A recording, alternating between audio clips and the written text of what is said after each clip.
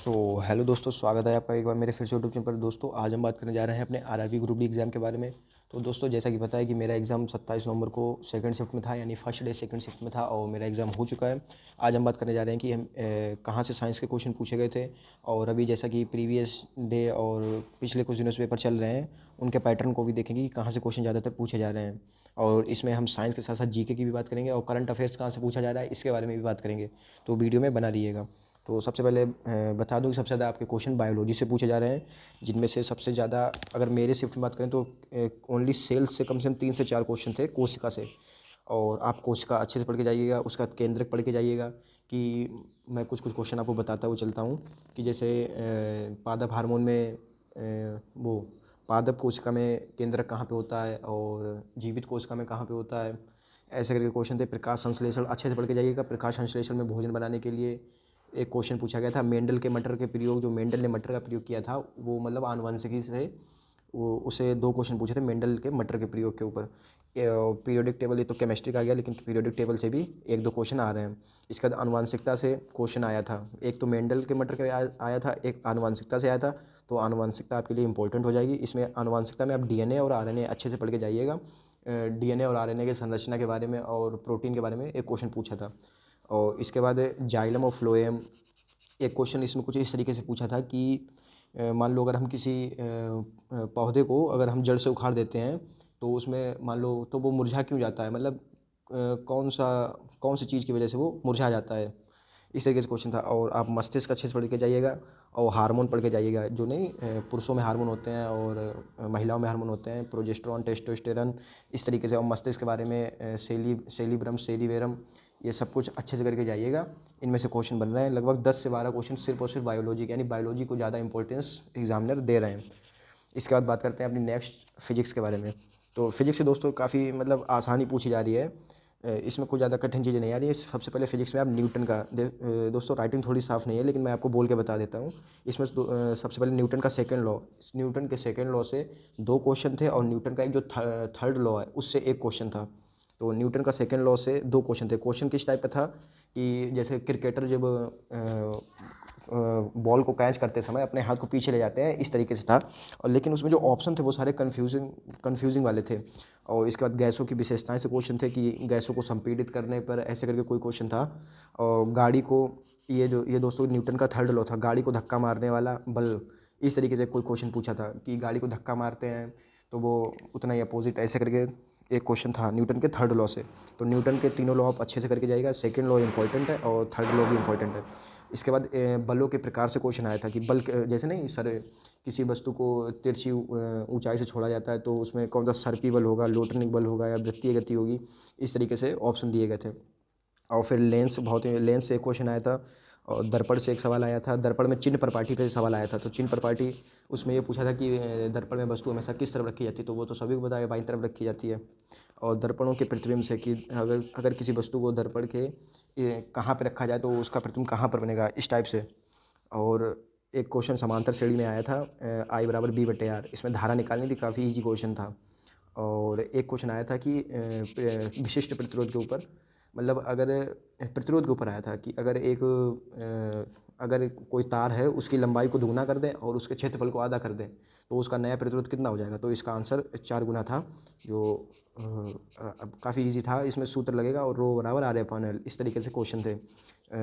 मैंने ज़्यादातर क्वेश्चन जो हैं याद करके बनाए, और मेरे दोस्तों का भी पेपर सेम डे में था हम लोगों का, तो कुछ कुछ उनसे पूछ के और कुछ कुछ अपना याद करके मैंने ये सारे क्वेश्चन तैयार करके आपको ये सामने लाया हूँ। और इसके बाद बात करते हैं केमिस्ट्री की।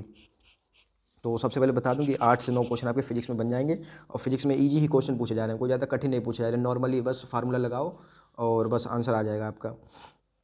इसके बाद हाँ दोस्तों, इसमें एक क्वेश्चन चुंबक के ऊपर और था। चुंबक वाला था, प्रति चुंबकीय, लौह चुंबकीय, ऐसा करके नहीं आता, प्रति चुंबकीय, लौह चुंबकीय, अचुंबकीय। चुंबक के ऊपर एक क्वेश्चन था, वो भी इजी था, उसमें कोई दिक्कत नहीं है। और बाकी अगर न्यूमेरिकल की बात की जाए तो न्यूमेरिकल मेरे हिसाब से 2 या 3 थे। एक तो न्यूमेरिकल ये वाला हो गया, I = B/R, इसमें समांतर श्रेणी में धारा पूछ रहा था फिजिक्स में। और एक ρ = R/L, तो इसमें प्रतिरोध पूछ रहा था।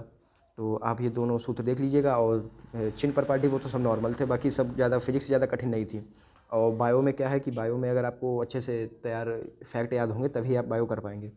इसके बाद केमिस्ट्री, केमिस्ट्री में 6 से 7 क्वेश्चन आ रहे हैं। केमिस्ट्री का ज़्यादा वेटेज नहीं है इसमें। एक तो क्रिया दी गई थी कि एक रिएक्शन दी गई थी कि कुछ कुछ ही मान लो ये प्लस ये, तो इसमें लास्ट बराबर ये बन गया है, तो इसमें कौन सी गैस निकलेगी बाहर।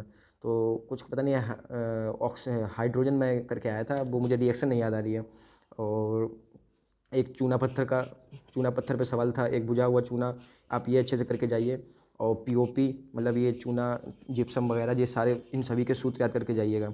और अभिक्रिया, एक अभिक्रिया थी कि उसमें ये पूछा था ये कौन सी अभिक्रिया है, रेडॉक्स है, अपचयन है, उपचयन है। इस तरीके से अभिक्रियाओं के जो टाइप होते हैं उन अभिक्रियाओं को भी देख के जाइएगा। इसका संक्षारण का एक क्वेश्चन था कि संक्षारण, मान लो कोई लोहा को जब खुले में छोड़ देते हैं तो उसमें जंग क्यों लग जाती है, इस तरीके से एक सवाल था। तो इसका आंसर वही ऑक्सीजन के संपर्क में आने पर इसलिए वो उसमें जंग लग जाती है। इस तरीके से संक्षारण भी अच्छे से करके जाइएगा। अभिक्रियाएँ और रेडॉक्स अभिक्रिया, अभिक्रियाओं के प्रकार, अपचयन, उपचयन और सभी सूत्र, चूना पत्थर, बुझा चूना, पीओपी, जिप्सम। बाकी केमिस्ट्री ठीक आ रही है। और इसके बाद एक रिएक्शन आई थी कि इसमें क्या बाहर निकलेगा, जो कि मैंने आपको बता दिया यहाँ पे करके कि उसमें कुछ हाइड्रोजन या ऑक्सीजन ऐसे करके कुछ बाहर निकल रहा था। अब बात करते हैं जीके के बारे में। जीके, दोस्तों जीके में जीके तो कुछ पूछ ही नहीं रहा है, वो सिर्फ और सिर्फ ओनली करंट अफेयर पूछ रहा है। इसमें केवल करंट अफेयर आ रहा है। करंट अफेयर के कम से कम कुछ नहीं तो 10 से मतलब 12-13 क्वेश्चन करंट अफेयर के मेरी शिफ्ट में आए थे। 12-13 क्वेश्चन सिर्फ और सिर्फ। और बाकी तो और जो भी क्वेश्चन थे, कोई भी मेरे में पॉलिटी का कोई क्वेश्चन नहीं आया, नो पॉलिटी, ना तो कोई हिस्ट्री का क्वेश्चन आया और ना ही कोई जियोग्राफी का क्वेश्चन आया, कुछ भी नहीं आया। सिर्फ और सिर्फ 12-13। और जो 2-3 क्वेश्चन, 3 से 4 क्वेश्चन मतलब आए थे वो इकोनॉमिक्स पे थे, और इकोनॉमिक्स पे भी थे लेकिन वो थे करंट अफेयर से रिलेटेड। तो चलिए देखते हैं। इसमें 3 से 4 क्वेश्चन नॉर्मल सुनी हुई बात, सुनी न्यूज़ थी, वही मैंने कर पाए थे। बाकी तो वही करंट अफेयर तो मुश्किल आ रहा है, और मैंने कभी करंट अफेयर पढ़ा भी नहीं है। कोई भी हिस्ट्री, पॉलिटी और जियोग्राफी से सवाल नहीं आया था। मतलब एक भी सवाल वो नहीं कहते कि जैसे थोड़ा बहुत वो भी पूछ लिया जाए कि जैसे कोई आर्टिकल पूछ लें या कुछ भी पूछ लें, तो ऐसा शायद मुझे तो जहाँ तक नहीं याद आ रहा है कि कोई मेरे में आर्टिकल वगैरह था। और इकोनॉमी के क्वेश्चन आ रहे हैं लेकिन करंट के फॉर्म में आ रहे हैं। और अगर बात करी जाए कि आप अगर करंट अफेयर तैयार करना चाहते हैं तो क्या क्या पढ़ना पड़ेगा टॉपिक्स, तो सबसे पहले बता दूं, बैंकिंग के बारे में पढ़ के जाइएगा। इसके बाद जो भी इंडिया में स्पोर्ट्स हुए हैं इनके बारे में पढ़ के जाइएगा। अवार्ड्स जिनको दिए गए अवार्ड्स पढ़ के जाइएगा। मोदी जी ने जहाँ जहाँ पे विदेशी यात्राएं की हैं वो पढ़ के जाइएगा। और जो भी हमारे युद्ध अभ्यास किए गए हैं पड़ोसी देशों के साथ, ये पढ़ के जाइएगा। ये टॉपिक्स अगर आप कुछ कर लेते हैं या फिर यूट्यूब पर सर्च करके कर लेते हैं तो हो सकता है आपकी इसमें थोड़ी बहुत मदद हो जाए। बाकी 12 से 13 क्वेश्चन केवल करंट अफेयर्स के आ रहे हैं, और इसमें 3-4 क्वेश्चन ही केवल सुने सुनाए थे। जैसे एक वो मेरे में था, कितने कितने लोगों को अर्जुन पुरस्कार दिया गया, एक क्वेश्चन मेरे में ये आया था। और इसके बाद एक क्वेश्चन ये था कि वनतारा से रिलेटेड था, जो कि जिसको रिलायंस वाले देखते हैं। ऐसे 2-3 क्वेश्चन याद हैं, बाकी बाकी सब मैंने ज़्यादातर तो तुक्के इसमें किया है। मैंने लगभग 10 से 12 क्वेश्चन तुक्के मारे हैं इसमें करंट अफेयर में। और बाकी बात करी जाए तो 2024 और 2025 से ही क्वेश्चन आ रहे हैं, कोई ज़्यादा करंट अफेयर नहीं पूछी जा रही है, बस ये अच्छी बात है। तो आप अच्छे से करके जाइएगा, जो मैंने टॉपिक बताए हैं वो तैयार करिए और अपना अच्छे से परफॉर्म करके आइए।